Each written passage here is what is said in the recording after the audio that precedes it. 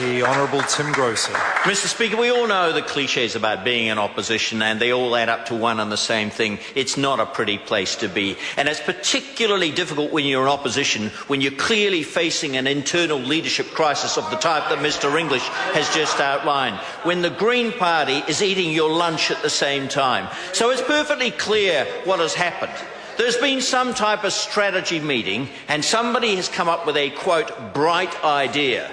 And the bright idea is, let's declare there's an economic crisis, a crisis in manufacturing, and everyone desperate for something other than another silly proposal to print money has said, what a brilliant idea. So we'll hold a conference, we'll paper over our cracks, and we'll declare there's a crisis. Well, the only problem is, Mr. Speaker, that you cannot declare a crisis. You can't create a crisis by political fiat. And it is particularly difficult to say that New Zealand's facing a crisis when you're facing the following economic realities.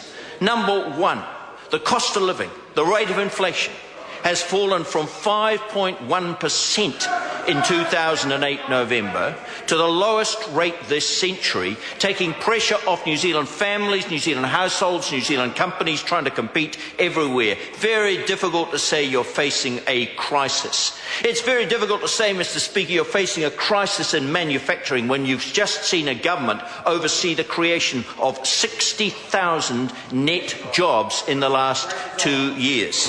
It is very difficult to say you're facing a crisis when the government that replaced you, facing forecast unemployment going up to 10%, has now, still higher than we all want it to be, very challenging situation, is around 6.8%. It's very difficult to say there's a crisis facing middle New Zealand when the average New Zealand household with a $200,000 mortgage is facing a mortgage bill that is $200 a week after tax, lower than they were paying in April 2008. $200 in the hand. Very difficult to persuade those folks they're facing a crisis. And for when the superannuation married rate is 22% higher than it was in April 2008.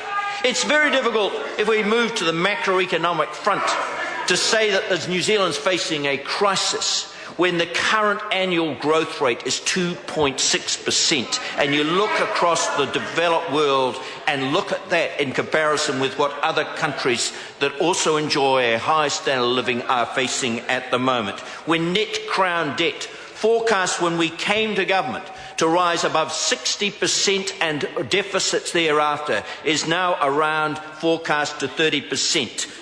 So when the UK itself is looking at net crown debt of 85% of GDP.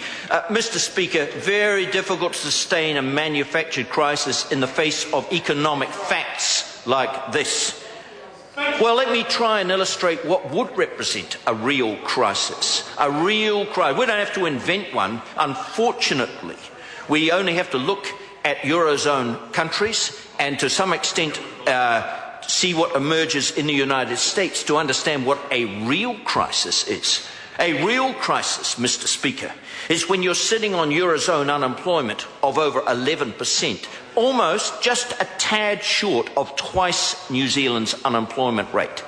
A real crisis is when you've got within the Eurozone 25% plus general level of unemployment in the fourth largest economy in the Eurozone, and you've got 50% youth unemployment. People between 15 and 24, 1 in 2, unable to find a future for yourself. That's not just an economic crisis. That is not even just a social crisis. That could have long-term, extraordinarily serious political consequences for the stability of those. That's what a real crisis looks like, not this manufactured crisis designed to paper over their internal difficulties.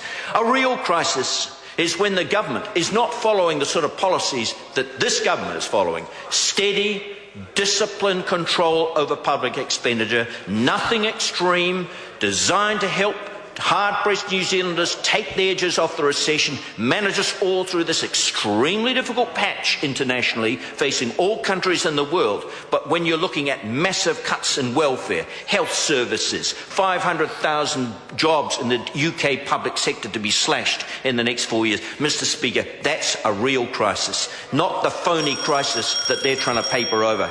Thank Thank you, Mr. Speaker. Later tonight,